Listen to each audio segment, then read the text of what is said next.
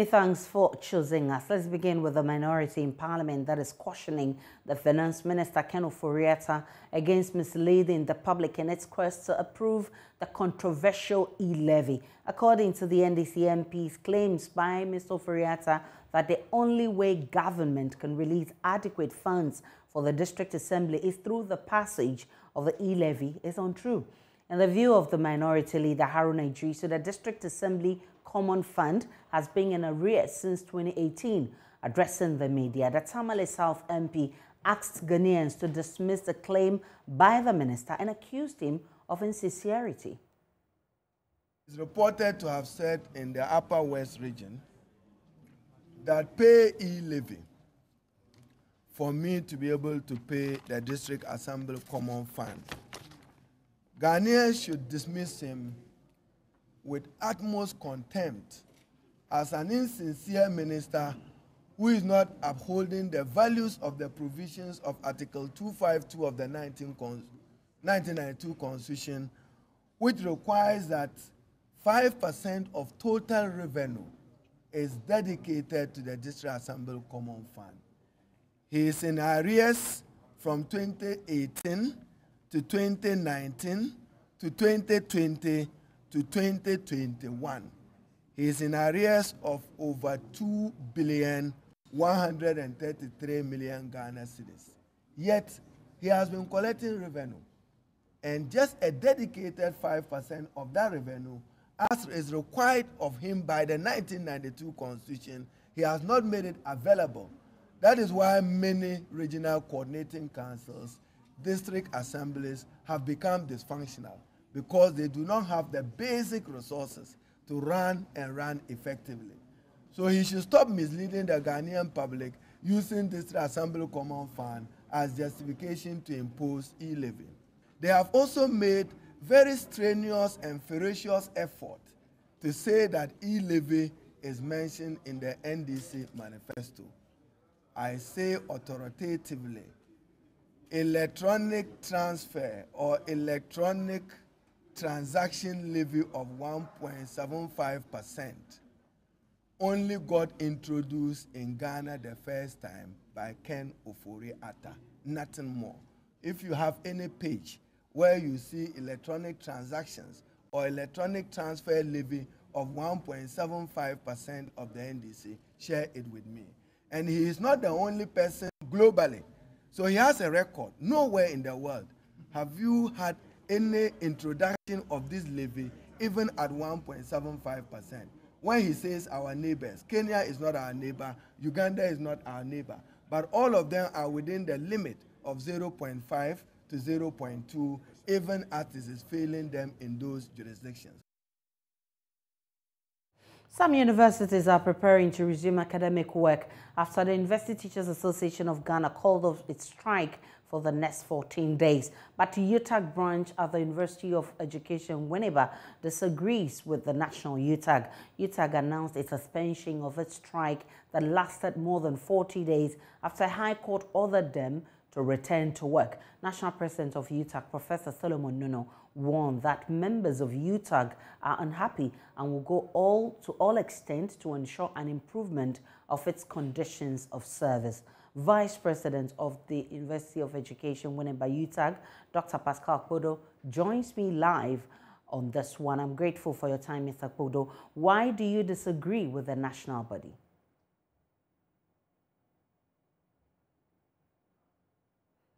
Mr. Akpodo, kindly unmute for me. Thank you very much. Yeah, the UEW branch of UTAG voted yesterday to reject the decision of NEC to suspend the ongoing strike. Our decision to vote against the decision is based on the fact that we do not trust the government machinery working to improve the conditions of service of our members. There have been many agreements that we have signed with government over the period, and government reneged on all the promises made in those agreements. That is why we are very skeptical that not until what we need and demanded for is granted, we shouldn't suspend the strike action. And what we did yesterday is part of a process that is available for us as UTAG members. Thank you. Now, so you're saying that you don't also trust your national leaders because they are fronting the negotiations on your behalf, and they say you should call off the strike. No, we are not saying we do not trust our national leaders. In fact, if you listen to our national leaders, they made it very clear that this is a risk that they are taking and they are willing to take. If you read our Utah Constitution, you will see that the calling off or suspending a strike action is a two-phase process. The first phase is where the National Executive Committee takes the decision to suspend the strike and announce same. The second phase is triggered immediately the first phase is completed. The second phase is for all the constituent universities to vote on the decision, and that voting would either accept the decision of the national executives or reject the decision of the national executive. Now, what we did yesterday in the University of Education, Winneba, is only the start of that process, that second phase. All the member universities are supposed to vote on the decision to either accept or to reject the decision. Now, if by the end of the window of 5 days, within which the process is supposed to come to an end, if the majority of the campuses vote against the decision, then the decision will be nullified. If they vote for the decision, then the decision stand accepted. Within these 5 days, all member campuses will do that for us to now bring the process of suspending the strike to a close. So what would it take for you to actually comply? Now, what it will take is for the government to take advantage of the window that is open by the national executive's decision to suspend the strike. As we speak, the strike is suspended, at least until the 4th of March, while our process would be ongoing. If government takes steps to engage with the negotiation team of UTAG, and within the window of time resolve the matter between them, then our votes would come to no effect. But if by the end of this window which has been opened, government does not take advantage of this window to settle the matter, on the 4th, when we realize that nothing changes, we would resume the strike. And it is by our votes that the national executives would have to resume the strike. So the national executives have ordered that the teachers or your members go back to the classroom from Monday. You are saying that if what you want you do not get, you won't go to the classroom. Are you not bothered that the students of the University of Education, Winneba, will be affected while all of their colleagues in other universities will be learning? Now, let me make one clarification. The fact that we voted yesterday against the decision does not immediately nullify the decision. We voted yesterday against the decision and we communicated our mandate to the national executives. The national executive would have to consider our vote and then receive resolutions from all the other campuses. We would comply with the order of the national executives while this process is ongoing. So if we have to go to the lecture hall today or tomorrow, we will do that. It is a process that is ongoing, but while the process is ongoing, we would also start teaching. If by the end of the 5th day, majority of the campuses vote against the decision, then the decision will be rejected. And Dr. Pascal Bodo, he is Vice President of the University of Education, Winneba UTAG chapter, and he's been explaining why they may go back to the strike if a government does not take opportunity of the window that has been opened to actually give them what they're looking for.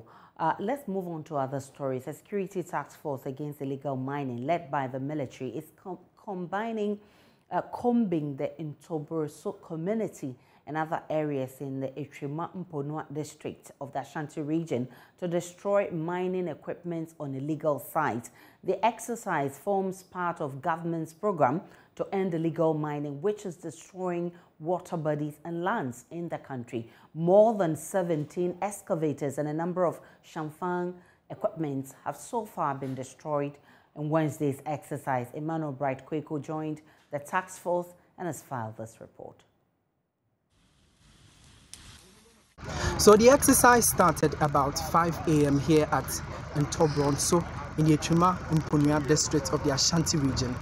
And when we came here at first, the military told us that these people, the illegal miners over here, had an intel that they are coming. So we didn't meet most of these illegal miners over here, but equipment that were found on site have been destroyed, have been set ablaze by the military officers over here. So as you can see behind me, that is one of the Shamfangs being set ablaze by the military officers. And so far we've been able to destroy or set ablaze 17 excavators. I'm sure the numbers are even more in other adjoining communities, but here at Ntoboroso, we've actually set ablaze about 2 of them. In other areas, there are about 9 and 6 of the excavators that has been set ablaze by the military officers over here. Reporting for Joy News, my name is Emmanuel Bright Kweko. You heard there, Bright Kweko, with that report. Member of Parliament for Norton constituency, Samuel Okudzeto Ablakwa, has charged Parliament to devise a mechanism to detect MPs who breach the constitutional threshold of absenting themselves from parliamentary duties for 15 sitting days. In a view of the NDC MP, the internal mechanisms will ensure the taxpayer receives great service from their MPs. His comments come on the back of concerns raised by some members of the majority caucus, mounting pressure on its leadership to refer the conduct of Domkwabenya MP Sarah Adwoasafo to the Privileges Committee after abandoning her parliamentary duties for 15 continuous days. But Mr. Ablakwa believes there are 2 other MPs, Kennedy Ohene Japan of Asin Central and Henry Korte of Ayawasa Central, who have also absented themselves from Parliament above the 15 days deadline, just like the MP for Domkwabenya Adwoasafo, insisting all 3 must be dragged to the Privileges Committee. Our constituents should know that we are doing our best in representing them. The ministerial positions that people occupy, they are there to work for the Republic. And sometimes there are some high-level matters that a chief director cannot work on, an acting minister cannot work on. It is you, as minister, who, having been nominated, vetted, approved by the House, and sworn into office, you have that authority. And you have this really dysfunctional system where people can just go AWOL, and the system does not even detect it. I'm more worried about that. How is it that Parliament, the Speaker's office, the institution, the entire institution, we do not detect such things? And people get, if I had not taken it upon myself to go through this. I mean, so as an institution, I think that we need to carry out an introspection. We need to do some reforms. And we need to put in place the necessary checks. Because if people realize that they can do this and get away with it, then you see, it's an incentive for bad behavior. So, beyond raising this matter about these 3 MPs, I want to see Parliament carry out institutional reforms so that internally we will be able to detect this once the 15-day mark is crossed. Because it's not for nothing that the framers of the Constitution knew that there might be some public officials who may be elected and will just abdicate or just derelict Let's talk more about this. Rasheedrahman is Executive Director of the African Center for Parliamentary Affairs. He joins us via Zoom for more on this. Doc, I'm grateful for your time. Now, you've expressed concern over the period over this matter. Indeed, the Speaker of Parliament has also had cause to worry over this. Are you disappointed that we still have this challenge in Parliament? Yes, Aisha. I'm disappointed not only on this specific case, but over the years, right from, if I remember when we started counting, right from the Fifth Parliament during the era of Right Honorable Joyce Bamford Addo, to the Sixth Parliament, Right Honorable Duajaho, to the Seventh Parliament, if there was any one issue that has been a serious challenge to our parliament, is the issue of representation and the absenteeism of MPs. Yet, if we step back and look at how we define a democracy, every country's claim to being democratic revolves around the issue of representation. And representation is expressed in two ways. The first, being with your constituents and working with them at the constituency level. And second, showing up in Parliament and doing what you have been hired to do by your constituents. Now, over the years, Parliament has either been incapable or has simply glossed over this issue, leaving errant MPs, if I could use that word, to have a free day. They could absent themselves from Parliament without permission, and nothing really gets done. So I think that has emboldened a number of MPs. And I hear the honorable member from the minority side citing two other MPs who are guilty of this. What is happening now, I believe, is a test case, because you see, they've refused. Here I'm talking about Parliament as a whole, to take action over the years. They've been very lenient to themselves. Now, this issue of Honorable Ajwasapo is biting them where it needs to, particularly the majority side. And I think that's why we are seeing this becoming a very loud issue that needs to be addressed. We definitely have to move on from here. What measures should be put in place to reverse the trend? Well, Aisha, I think Parliament's standing orders are very clear. So when the Honorable Okudzeto Ablaka talks about putting in measures and so on in place, I really don't understand what he means. The standing orders are very clear. 15 consecutive days without permission automatically gets you out of Parliament. We've never applied the rule. I think most importantly, what we should be calling for now is to apply the rules if indeed the honorable member has been absent without permission. That I don't know. I think it's only the office of the Right Honorable Speaker and the clerk that can prove that it's the case or not. I'm grateful for your time. Dr. Rasheedrahman, he is the Executive Director of the Africa Center for Parliamentary Affairs. This afternoon, Joy News has secured exclusive details of how 4 gunmen attacked a bullion van transporting bulk cash. At least 3 people sustained gunshot wounds in the incident, which occurred right in the middle of a busy intersection at Northern Industrial Area here in Accra. Eyewitnesses say it took the intervention of a police officer on duty at a nearby bank to foil the attack. We'll hear from them shortly. First, though, Manuel Kranting of our security desk has been at the scene all morning and now joins me in the studio with more. Manuel, describe to me how this whole thing happened, and the vehicle involved.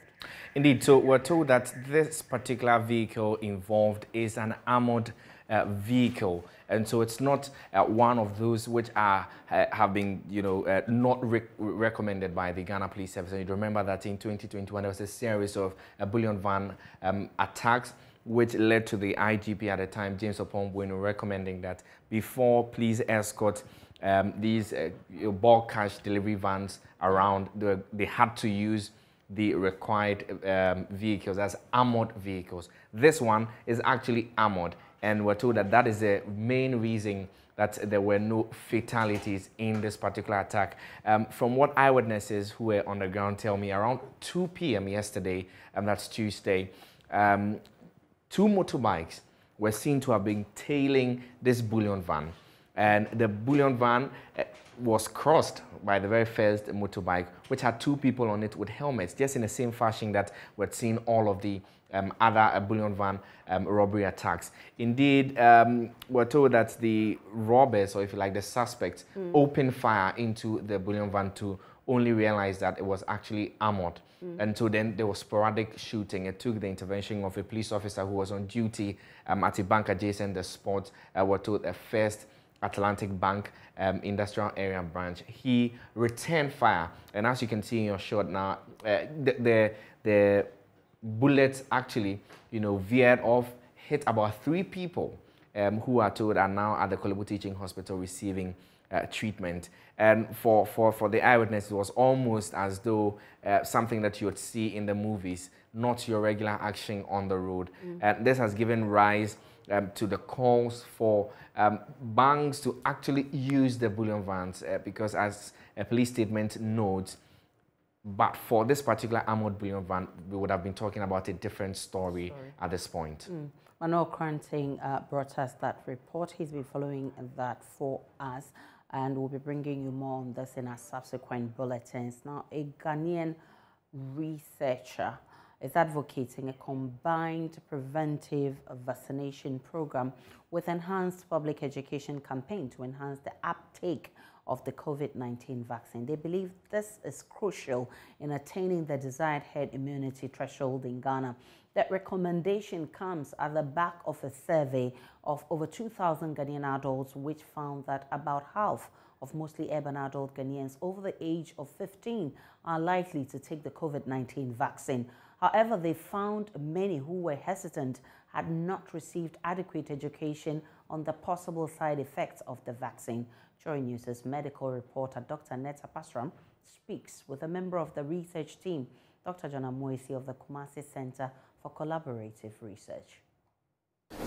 Not just people not getting sick and dying, but just being able to short-circuit the virus so that it literally could even disappear from circulation. And even if it still remains in circulation at very, very low thresholds, that should not disrupt our normal ways of life. The impact of COVID-19 vaccination programs on disease transmission, morbidity, and mortality depend heavily on the population's acceptance of the vaccine. The research explored vaccine hesitancy attitudes amongst adult Ghanaians, as well as the likelihood of patronage or non-patronage in the government's efforts to have citizens vaccinated. One of the masterminds of this was Dr. Theophilus Achampong.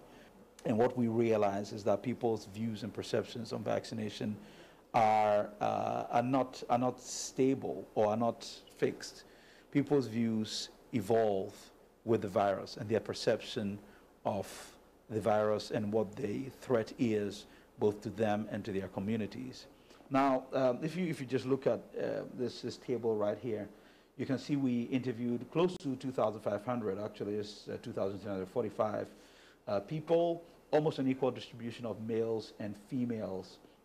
If you look at it carefully, you would realize that the males were more likely to take the vaccination. But if you also look at those who were undecided, you'd realize that there were more females who were undecided regarding taking the COVID-19 vaccination. So already what that should tell you, and I don't want to go too technical, but you realize that there was a significant difference between males and females regarding their perception on vaccinations. So that should tell you that men and women are thinking differently regarding vaccination. What that should tell you is the approaches towards convincing people should be tailored to meet their needs based on their gender. And so that's really an important finding that came out there. You look and you see that for the age groups, it's just amazing. The older you are, perhaps the more likely you are to get vaccinated, particularly for those who were 45 and above. For the younger, they were much less likely to get vaccinated and much more undecided. But clearly, people who are older were more likely to decide again. And this is pretty clear also because of all the talk about older people being more at risk and having potentially having negative outcomes, and this really got into people's heads. Not only that, but people would pressure their parents or their grandparents to go get vaccinated because they're not ready to hold a funeral just yet. And this is where I think the rubber hits the road. I'm not well informed about the possible effects. I mean, most people were concerned, and their major concern was the effects. What is this vaccine going to do to me? Is it going to render me impotent? I mean, it may sound like something funny, but it's a real concern that people have. And I don't know what it is about us Ghanaians or Africans, but, you know, the sexual potency seems to be a very crucial going concern in every area of our lives. And it's a signal that this is one area where perhaps we need to pay more attention to how people process this kind of information and how they link events to their sexuality or sexual performance is really important. Again, if you look at it, the second most important reason was they're not sure if it's clinically safe. So if you even add on those two, that's more than half of the people focusing around safety issues.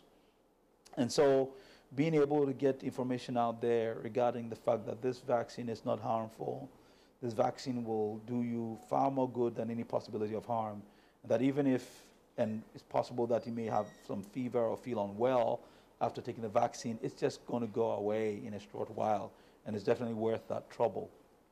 I think all these are important.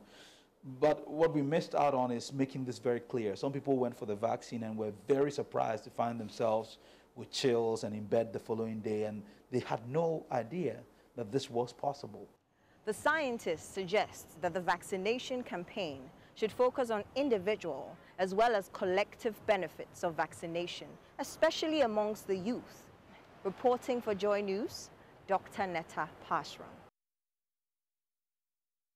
A video showing a Togolese priest torturing two Ghanaian women at his camp has sparked anger among authorities in the northeast region. The two women from Sakogo in the East Mamprusi municipality were accused of being witches and forced to the camp to participate in a ritual test that will confirm or deny the allegations against them. The disturbing footage intercepted by Joy News showed the priest strangling the two women with a broom before dragging their bodies on the floor to force them to confess. The attention of authorities was drawn to this video after a woman was banished from the Sekogo community following her refusal to go to the camp after her name was mentioned as an accomplice by one of the accused women.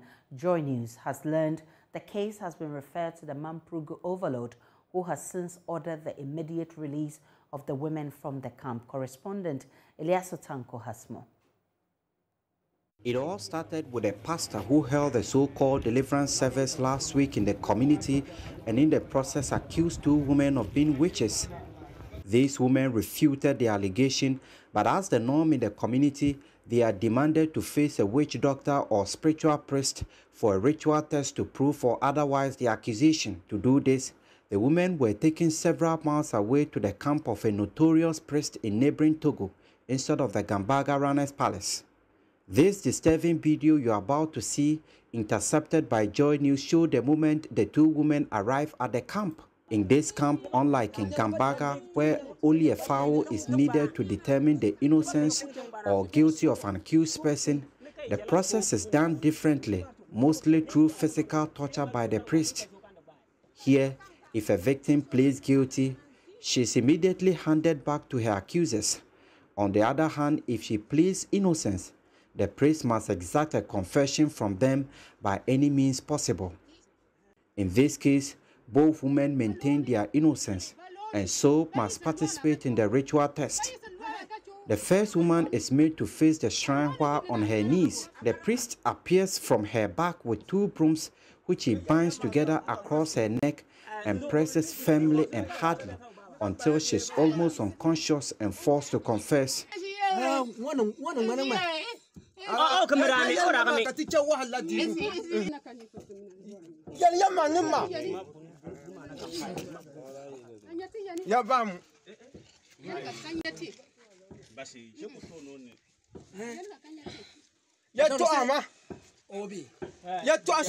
woman is released immediately after the confession is exacted. The second accused appears, and the process is repeated on her.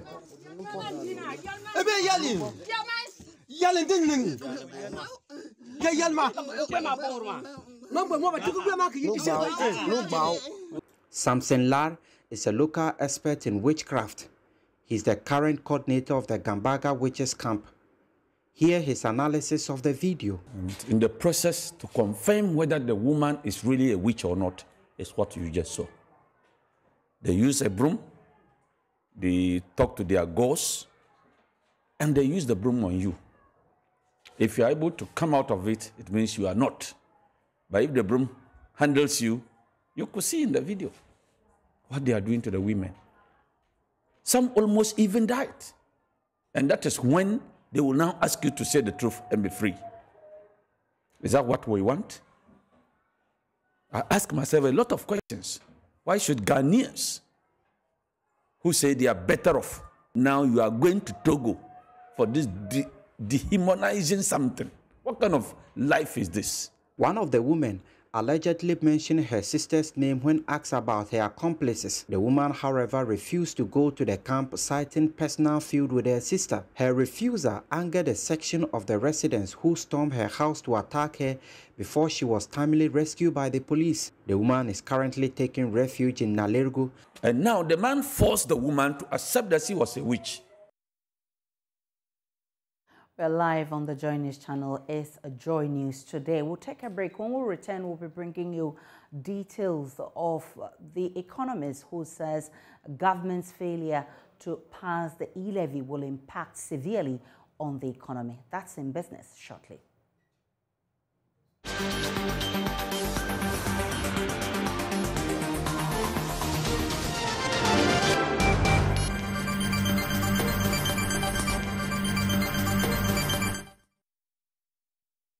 Time now for business. Economist Dr. Idowu Sosakode says the economy will be impacted severely if government fails to get the electronic transaction levy bill passed.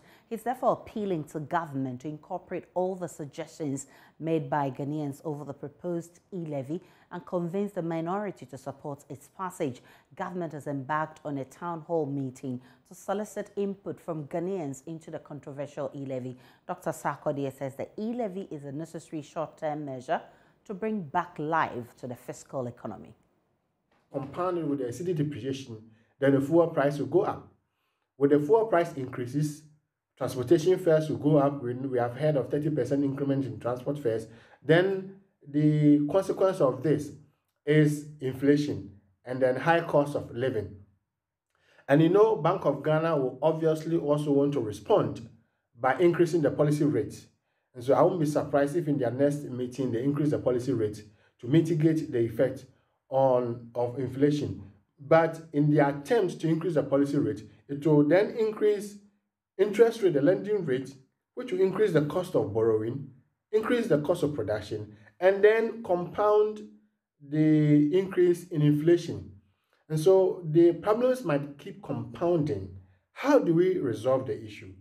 We have the long-term solution as to resolve the structure of the economy, get more export promotion, import substitution. That is a long-term solution. The medium-term solution is for government to mobilize enough resources and get enough foreign exchange to be able to meet the demands of it. But the short-term measure, the immediate-term measure for government to resolve all this economic crisis is to be able to have access to the international capital market.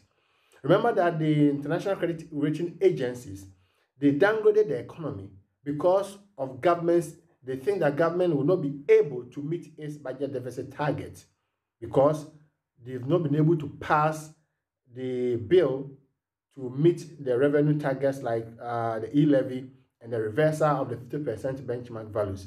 So as a matter of urgency, we need to pass the e-levy. Ghanaians must support the government to pass the e-levy as a matter of urgency for a short-term measure to mitigate the fiscal challenges and to also to resolve the cedi depreciation and inflation as a matter of urgency. Some women farmers in the Upper East region say wildlife such as elephants and the indiscriminate cutting down of trees is a major challenge affecting agricultural sector in the region. This was revealed at a gathering of royals from across the country to find solutions to the challenges confronting women in the area. Joy Business's Beverly Brom was there and comes through with this report. In Ghana, about 80% of subsistence farming is practiced by women, hence the contribution of women in the agricultural sector cannot be overlooked. But unfortunately, these women face several challenges that hinder their farming activities. In the Upper East region, one of the country's most deprived areas, a major problem affecting farmers noted by Portia Asumda, leader of the Kusanaba, is the invasion of elephants and cutting down of their shade trees for charcoal. First of all, I would like to say that, in fact, the elephants, it has not been easy for us in the community there. They are living with us. We have done all our best to drive them away, but it is not easy. Last year, we didn't get any crop home. The elephant took everything from the farm. And the other problem is our shade trees have been cut. They've been cutting it down for charcoal and other things. And when you go to talk, they don't mind us. So we'll be very happy if the government can do something, work with the Assemble and do something. Some queen mothers in the southern sector speaking to Joy Business at a gathering of royals and stakeholders of the food and agricultural sector discussed major concerns hindering the growth and sustainability of women farmers in their districts and communities. The most prominent need is finance, because it's very difficult to find money in Ghana. Trying to find money in Ghana is like trying to get money out of a stone. So if there were facilities whereby one could access funds to support the farm, hand in hand with the bankers, so they could follow the progress of what's going on the farm, that would help a lot. Time now for sports. On Joy News today, I am Muftar Nabila Abla. The second round of the Ghana Premier League starts this weekend with enthralling games at 9 league centres. Ahead of the Week 18 encounters, GFA President Kurt Okriko has assured referees of his outfit's continued support for their activities, following concerns raised by some of them who claim that they will not be willing to officiate matches in the competition if their areas are not resolved. We've had enhanced compensation for referees in this country when they officiate games. We've also introduced our partnership with STC, where STC is a partner for our leagues, the Women's League, the Division 1 League, and the GPL. All this is geared towards improving refereeing in this country. Plus, the sponsorship from ZAS that ensure that all the referees have neatly sewn uniforms for their personal usage during the season. So refereeing has been key on the agenda, and I think that we've been very proactive. I mean, referees who have not been up to speed, obviously, are taken through the due process, i.e. when clubs complain about bad officiating, etc., etc. The match review panel is there to have a look at the performances and advise accordingly. So I think we are on the right track. Refereeing will definitely be on the rise. It will not take one day. Don't forget, we also invested in communication gadgets for match officials, and we're going to invest in more communication gadgets very soon. The board chairman of the National Sports Authority, Seth Pawum, has revealed that the Sports Council will consider partnering private sector to manage sporting facilities in the country. According to him, it is necessary to generate revenue to maintain these stadia.